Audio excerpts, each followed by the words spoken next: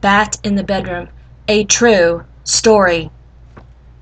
Something dark entered from somewhere deep and interrupted my blissful sleep. I shrieked at my sweetheart as it swooped and fluttered. He looked at the thing and loudly stuttered. "Son, crawl across to the window," he hissed. The thing tried to lock eyes with me, but it missed. Look at the eyes on that flying rat. More beady eyes I've not seen on a bat. I hid under cover with my youngest and shook while my eldest inquired about buying a book. "Just open the window and hide," I said. The bat flew into his room, to his bed. Finally, it napped on the edge of the door.